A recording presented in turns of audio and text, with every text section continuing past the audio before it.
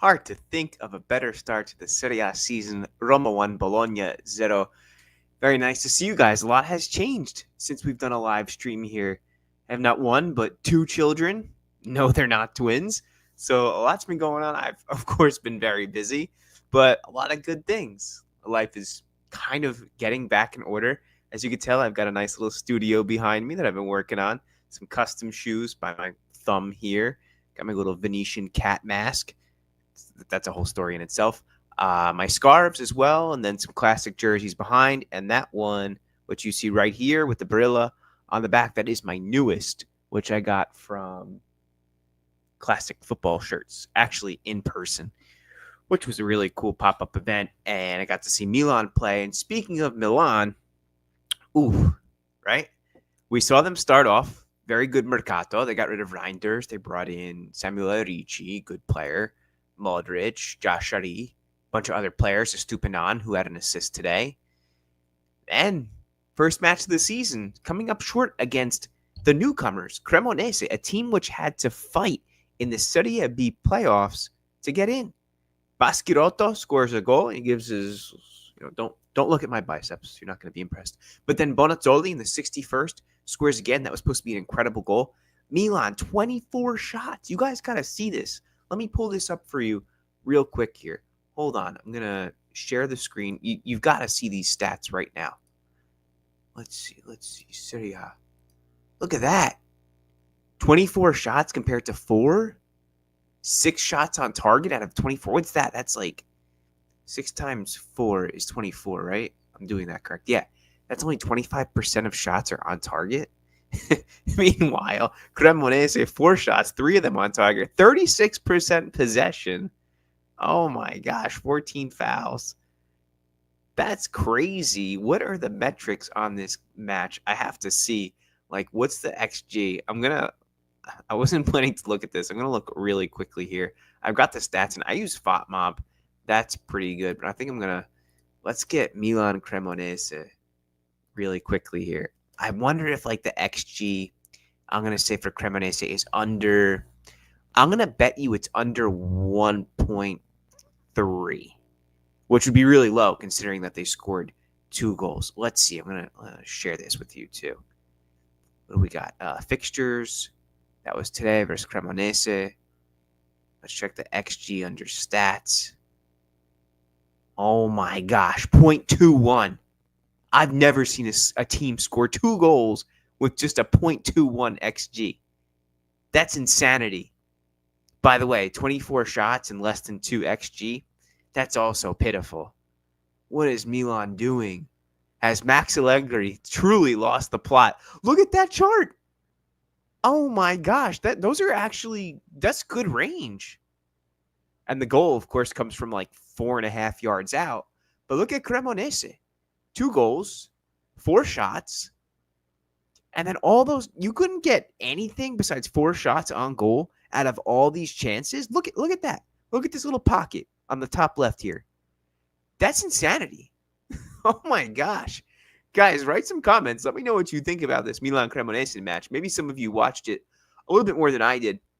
I also watched Arsenal today, and they ran riot against Leeds. Calafiori, I saw that Rising Stars profile on Twitter, and he always brings up a lot of statistics. But I'll tell you what, Calafiori did not have that good of a game, as good as Arsenal was throughout that. But yeah, 5 goals, and they looked pretty sharp. Gyökeres had a nice goal as well.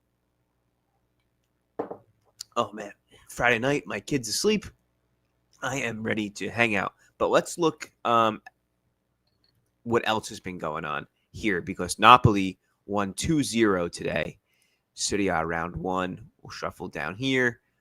Tomorrow we've got Cagliari Fiorentina, Como Lazio. I would like to see that match. Atalanta versus Pisa. That's the late one, along with Juventus and Parma. And then it looks like Monday is Udinese versus Hellas Verona, with Inter and Torino playing the late match. Yeah, that's Monday, the 25th. I don't think there's any other Monday matches. No, that'll be the following week, the 29th. So let's see the other score lines. As we mentioned, Sassuolo, yeah. What kills me about Sassuolo is they come back up to Serie A. I look at the stadium, the Mappe, which is less than 30,000, I think. I think it's like a 24,000 seater. and it's still more than half empty. You've got the Scudetto winners, an exciting, awesome team to watch in Napoli, and there's no fans there. I felt like Red Bull Arena in New Jersey, down the street from my house, has a better atmosphere. De Laurentiis today or the day before said something like Serie A needs to go down to 16 teams. A lot, like we have these conversations about reducing the teams in Serie A. I'm going to go off on a tangent here. Often the 18 number has been mentioned, but I often wonder, or now I'm starting to wonder, maybe De Laurentiis is right. Maybe it should be 16 teams. Do we need Cremonese? I mean, on the days they beat Milan, yes, we do.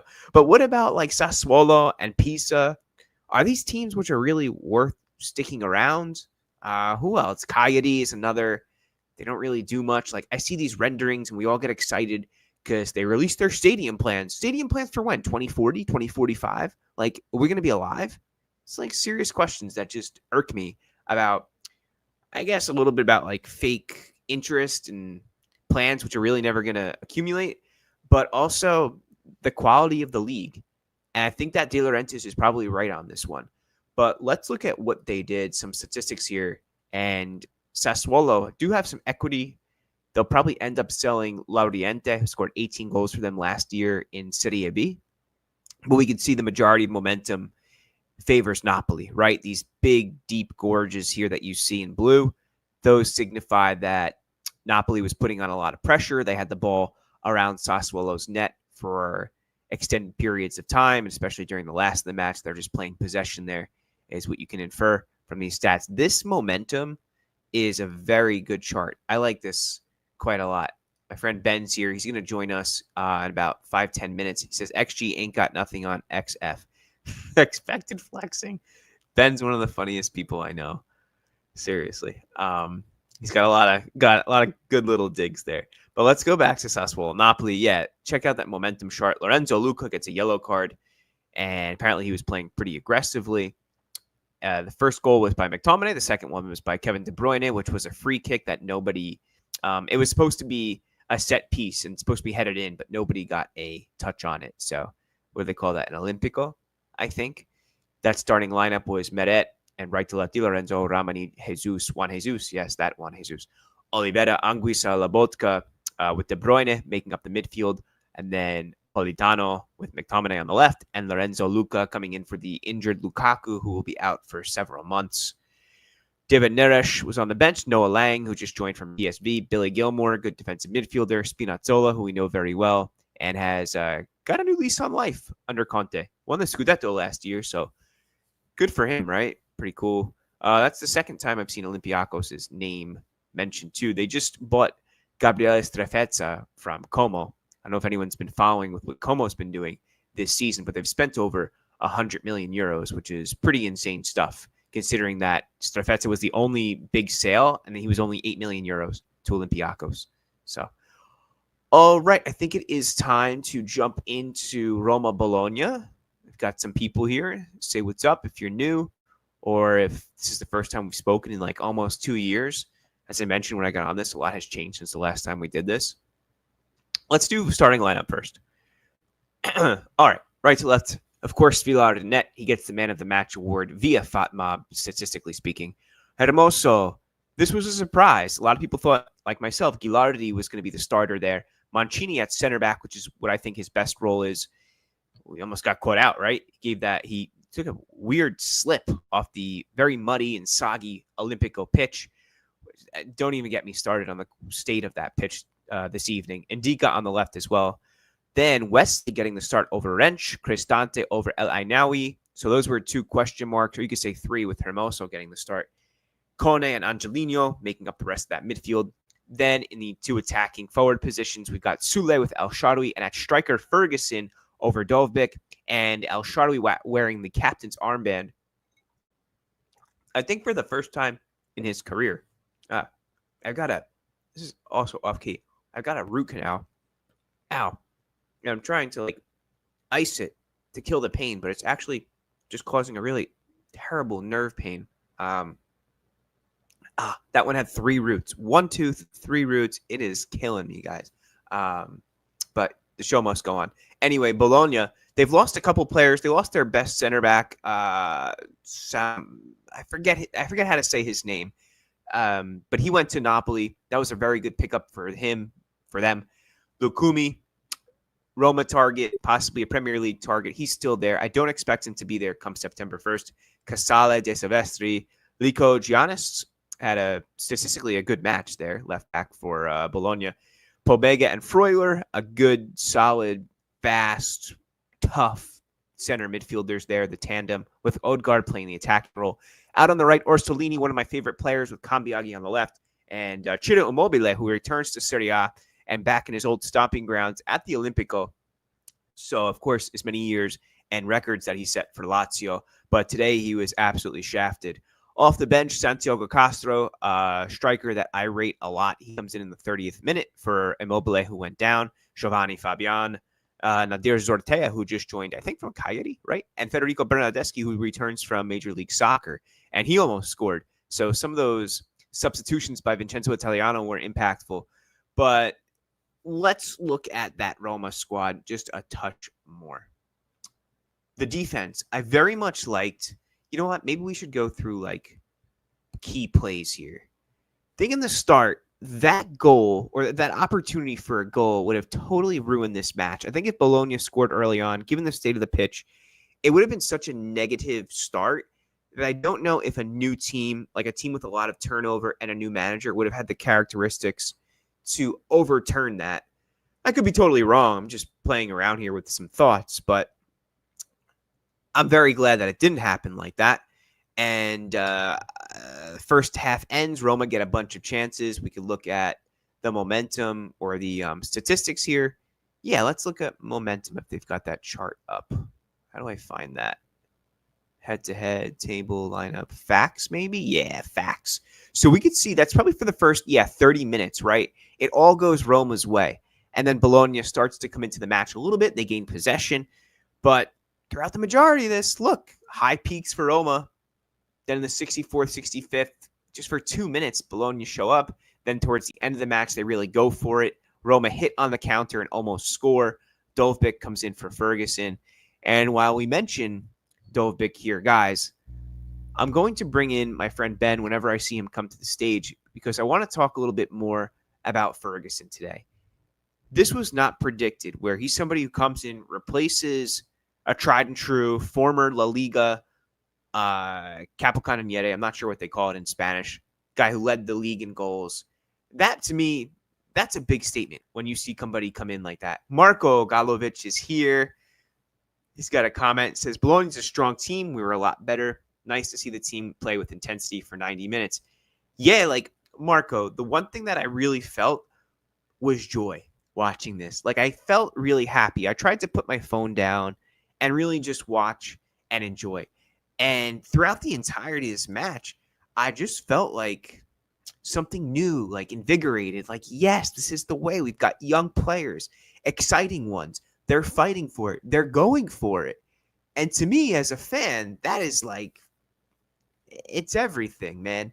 Because when you watch past couple of years and the Mourinho teams and even the Juric, right, and De Rossi, it was always a state of flux and like not knowing what's going to happen in the future. What might things look like? If there's bad results, does the team get capitulated? We always had those question marks. But I think now we know that for better or worse, Gasprini is going to be there. He's on a long contract. This is a long-term plan here. And I think that definitely trickles down into the confidence of the players. So that might be one reason why we see them coming up and approaching this match so enthusiastically and with that type of motivation. All right. I'm going to go back to sharing my screen. Let's see if I can do that. Yeah, there we go. Learning my hot buttons. Okay. Possession's pretty square. XG is one more for Roma. 50.56 compared to 0.58. It's almost pretty perfectly. 14 total shots. Roma, 2 big chances. But Bologna, nil. No big chances. Svilar must have been very bored in net today, aside from sometimes that he had played the ball with his feet and had to clear it out. A couple other statistics. A bunch of fouls committed on both sides. A couple corners for Bologna, 2 more than Roma. But Roma with the majority of shots we can see here in the shot map.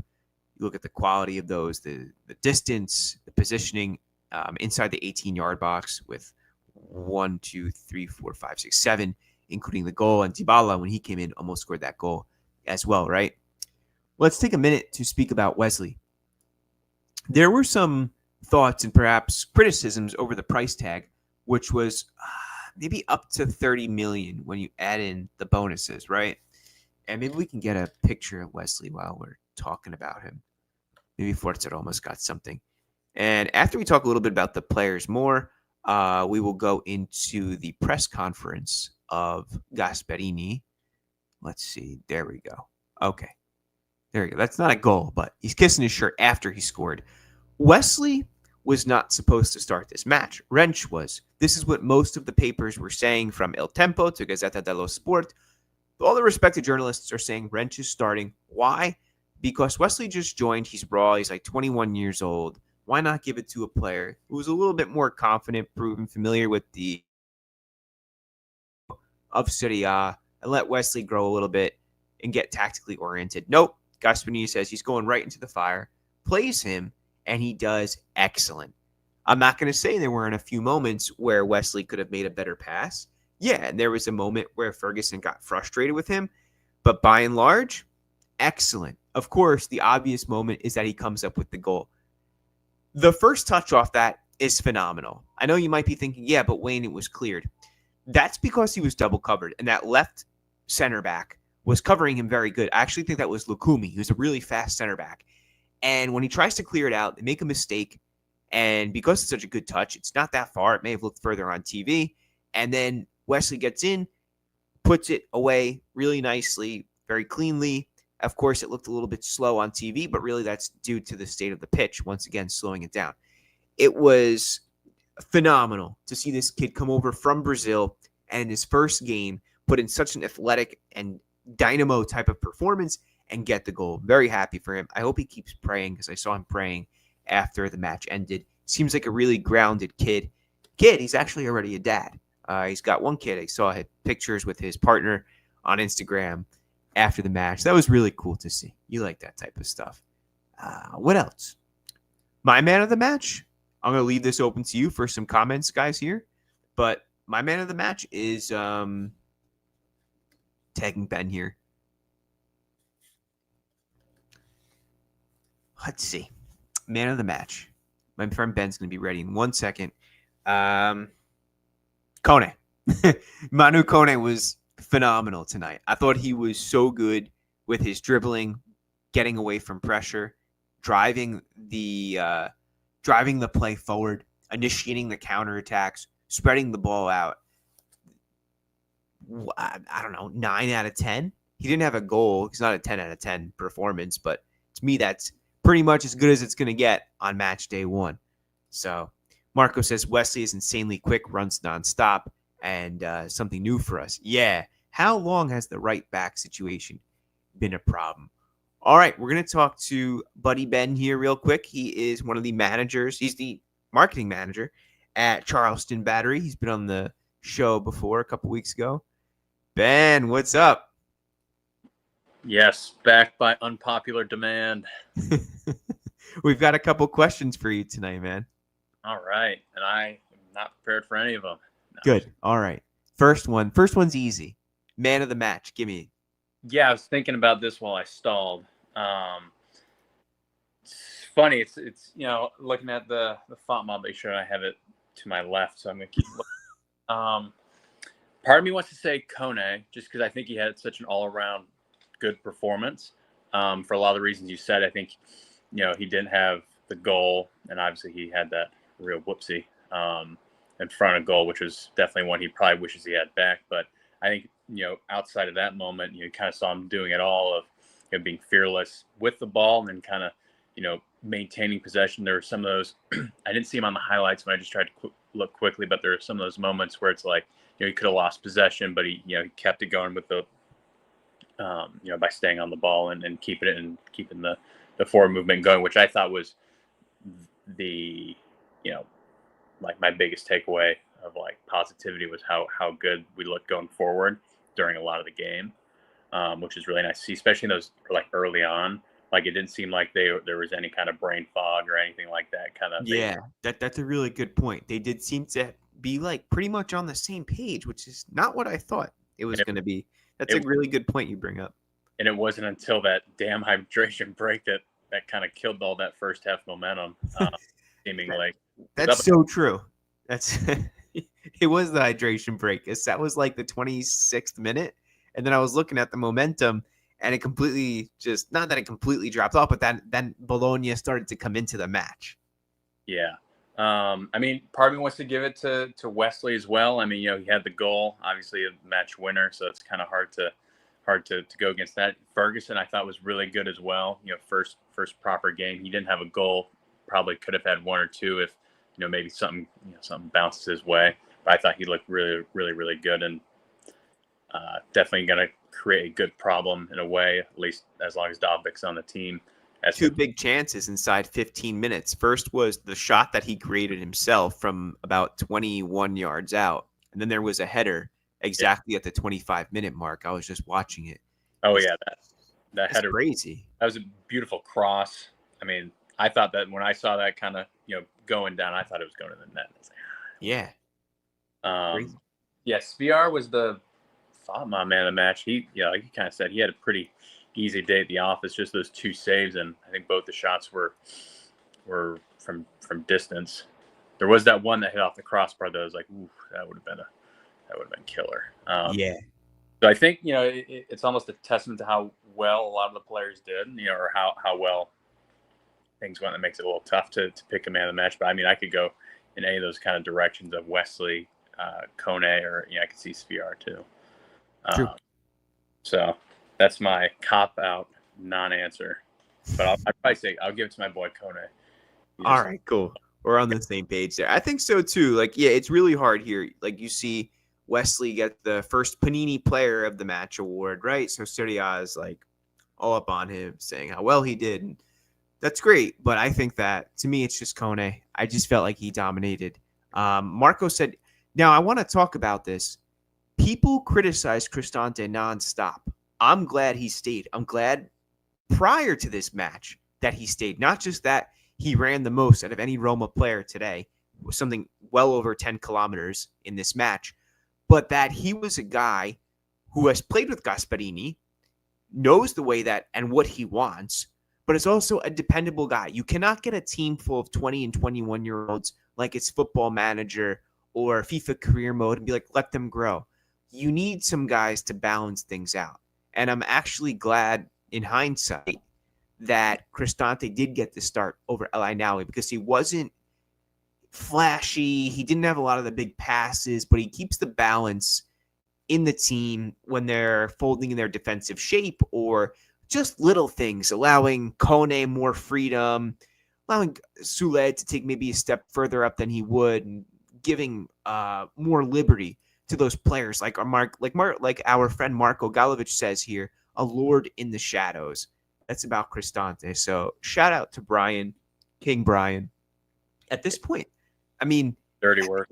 It was Gasparini who sold him when he was manager. I mean, he didn't sell him. He doesn't have anything to do with the paperwork, but that was his boss. And that was Cristante's best season. He had a bunch of goals that year. That's probably like 2018 at this point. When did Cristante sign for Roma? Unless I'm mistaken, I think he's the only player on the current team who has, or I guess him and Dybala, they're the only two, or at least him starting, the only other one that, played for Gasparini prior. Yeah. There weren't any additions of, past Gasprini. Maybe just Mancini as well. Those three. Yeah, that's right. I was going to say, because you usually see that when we have a new coach and maybe they bring over one or two of their guys. But we didn't see that, at least not yet. That kind of leaves him, Mancini and Dybala as the only ones which, years removed, but there's most familiarity.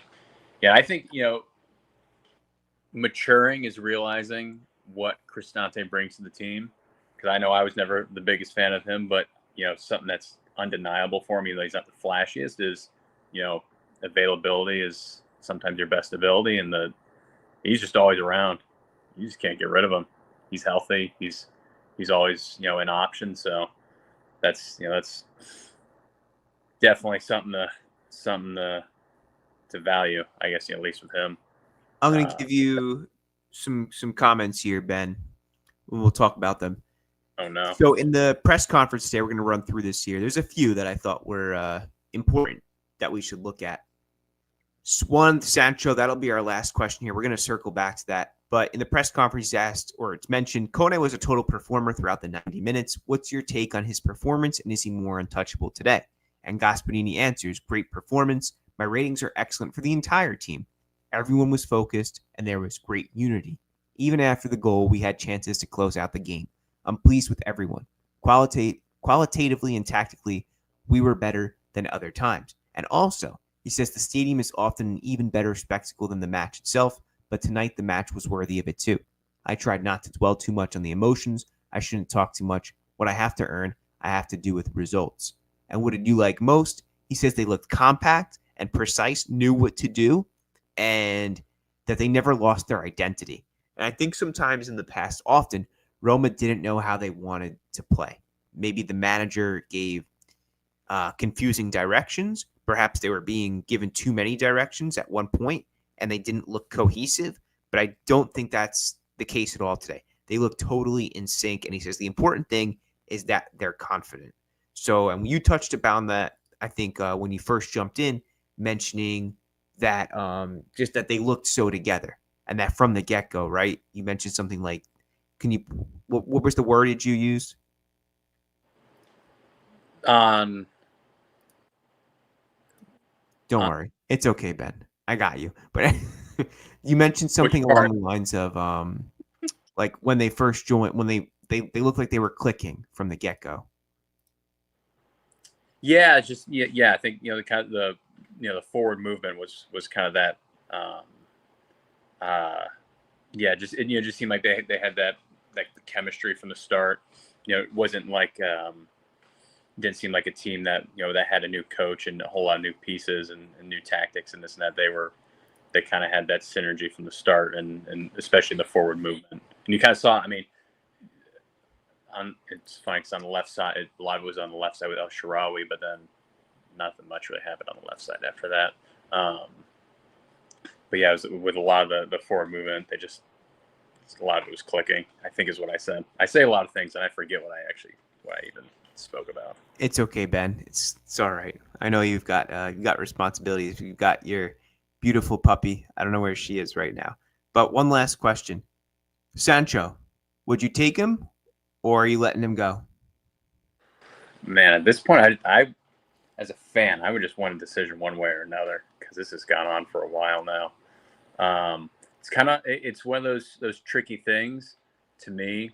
If the coach really wants him, which the papers say that Gasparini does, and I think I forget who it was. Someone had, like, it was like a tweet reply, but it was just like, yeah, they said like the coach is specific in asking, but it's like the coach really wants him and sees that value. You kind of want to trust the process and all that. It's a bit costly, and probably someone would have to get shipped out if it's an outright purchase for whatever the 22 million euros it was. But like, I'm starting to grow tired too, but there are a few days left in the market. It's kind of, I'm here to trust the process, but I'm also kind of like, do we have any other cheaper options we could go for instead that's also more effective and has a whole lot less baggage, maybe? I think, Ben, I think you hit the key point there, though, is that if the coach wants him, and oftentimes we have these debates and opinions, whether we want a player to come in, whether they're too expensive, whether they fit or not. I think the most important thing as a fan is to give in to supporting what the manager wants and trusting his process. Because if you're not trusting the manager's process, you're not trusting him. And if you're not trusting him, he doesn't feel confident. Right. If he doesn't feel confident, it won't transpire down to the players. That's when you start to get issues. It's like when you hire a manager like Gasparini, you have to go all in. You're not going to tell him what to do. He's in charge. So I think that's the key point there that you bring up. So Any last words, Ben? I think what we kind of talked about, and yes, Marco, that hockey assist from Brian, even though I think Lukumi had more of the assist there, basically teed him up. Well, I was kind of thinking with, on Wesley, speaking of confidence, I have to imagine for him and for Gasparini as well, for him to get that goal has to just been, you know, working a world's worth of wonders for him and for his confidence to, kind of maybe get that weight off his shoulders or, whatever it may be. Because I think I think you mentioned, he was the highest or the most expensive transfer in, to kind of that. And, maybe in the preseason, did it look like he had some nerves or maybe wasn't totally comfortable out there? And even in the game today, definitely a transition period. But I think, having him getting that goal, hopefully helps his confidence a lot. And I think, again, maybe it puts him more at ease about, joining the team and this new environment that he's in. And, it's not progression and growth isn't linear. So there will be ups and downs, but I think that was probably as good of a start for him and even probably for Gasparini. Cause I think they were linked together a year or two ago as well at Atalanta. So probably for him, to kind of get that instant, those instant dividends paid had to have been especially having him start too, which, as all the papers kind of ruled that out, was a little bit of a gamble.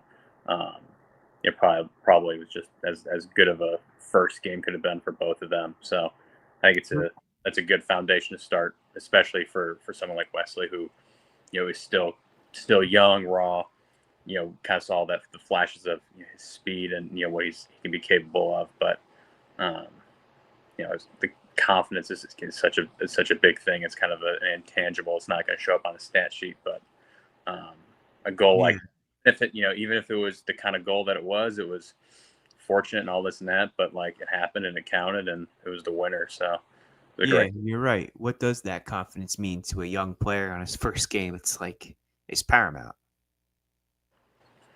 Big time.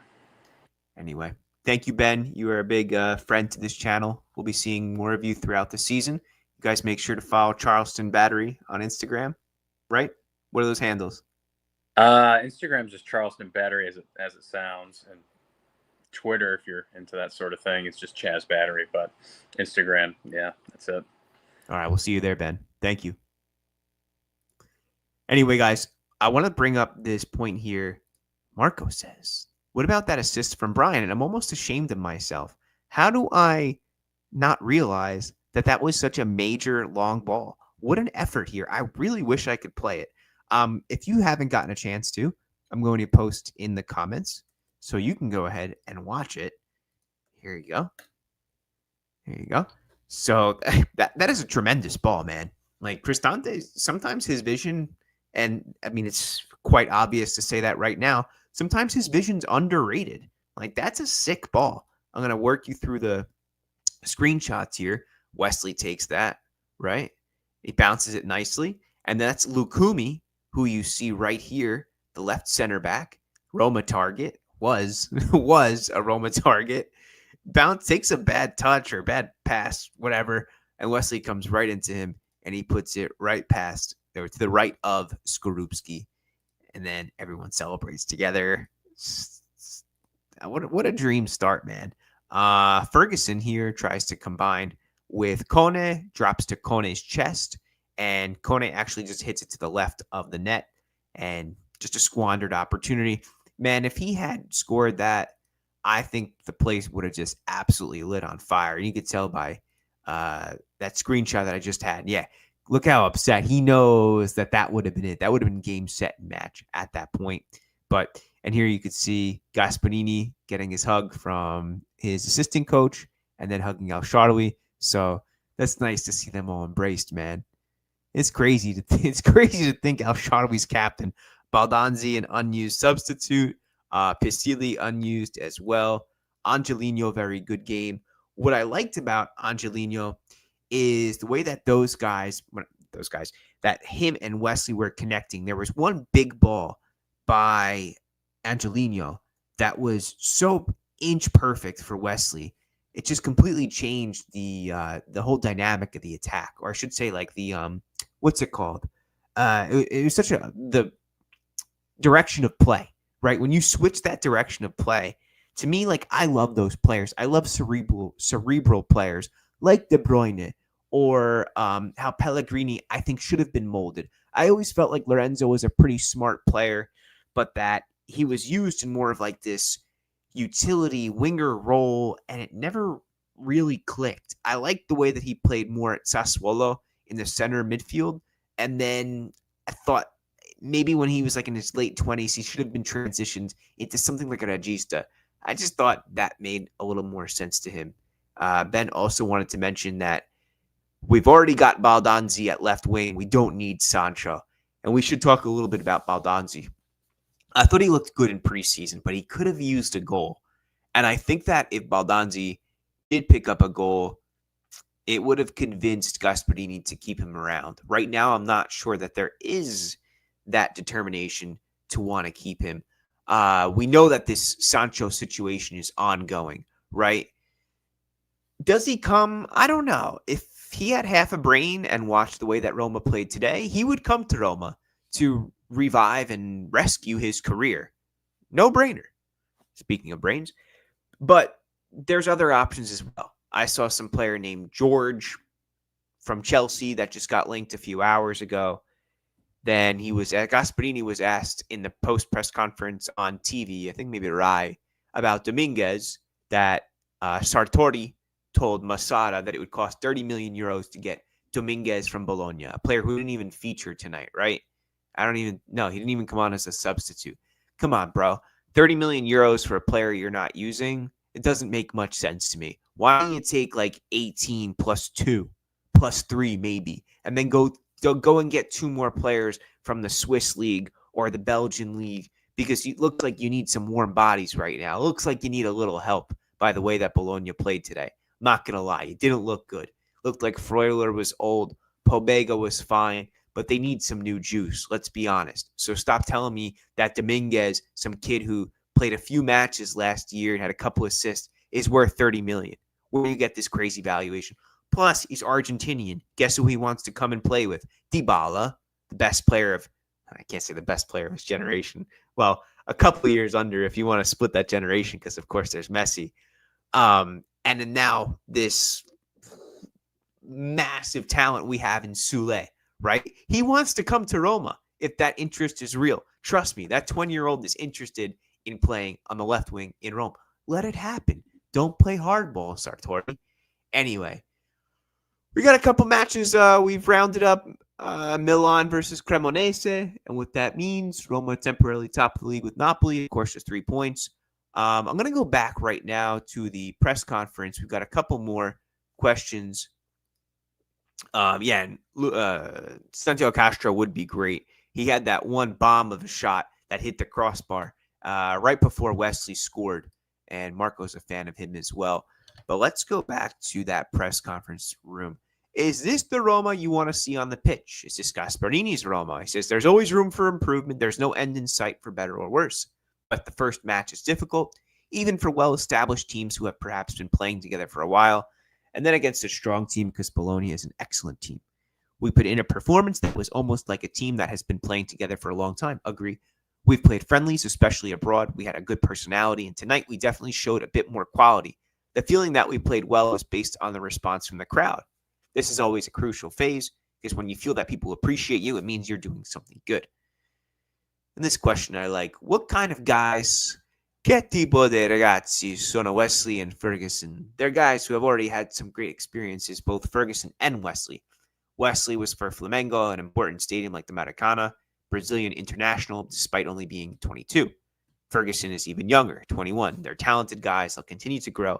But above all, they're happy to have come to Roma. They arrived with the desire to do well. When you have that foundation, you definitely have a good chance of growing. Dybala's condition, when will he be able to play 90 minutes? Gasparini responds, for me, Dybala is recovered. That's the important thing. He'll only get better. The important thing is that he doesn't have any more injuries. We simply hope for that. He'll then be used based on his condition, but he'll continue to improve. Dybala is a great player. Even 20 minutes tonight are important to get him back into shape and play. All right, good stuff. So at this point, I'm just checking we've got our man of the match. For me, that was Kone. We did our player ratings. Well, no, we didn't do our ratings. We can give numbers, subjective numbers. That was the Gasprini presser. And up to you guys. Write him some comments here as well. Keep it moving, right? But on to Castro. To me, Castro would be a great player to play in tandem. So sometimes Gasparini doesn't play 3 o'clock across. He plays a 1-2. And he was playing that with Decalatare and Retegui. And I forget who was tucked inside when Lookman wasn't there, but there was an attacking midfielder. Samardzic played there as well. But the idea there is that you play a long ball from like the Cristante position to 2 forwards. So where my thumb is, that's the trequartista. You've got your 2 forwards. You play it up to them. One knocks it back to the trequartista, who then plays the other tandem forward in on net. It's like a combo that Gasprini often deploys to try and make things happen. I think Castro would be that excellent player, the 9.5, or maybe he is a true 9, to accompany Ferguson, the 2 of them. If you can get rid of Dovbyk. Are there real offers for Dobby? I don't know. Sunderland, Leeds could use him. 0 goals, 5 against today versus Arsenal. They could definitely use that type of player. Is there an offer from Saudi Arabia? I don't know. It's dwindling down. We've got 7 more days till the end of the Mercato. I think it's a little extended. So there's something like 10 days now. So, all right, guys. I think that's it from me for tonight. I'm going to go assemble my Lego Ferrari. If you don't know what I'm talking about, Lego Ferrari F1. I'll show it to you. Here it is. Check out this bad boy. It's taken me several months to do. Check that out. So right now I'm working on the undercarriage, which is this piece. Yeah, right there. It doesn't look anything like this. I have only the engine done, maybe some stuff under the seat. I don't have the wing up or the tires or the front fender or anything like that, but it's coming along. And when it is done, it's going to be right here. I have a little shelf somewhere up there. I don't know. I don't know. Anyway, looking forward to that. Let me know what you think. Throw a like, throw something, throw me out of the room. Good night, guys. Have a good Saturday night.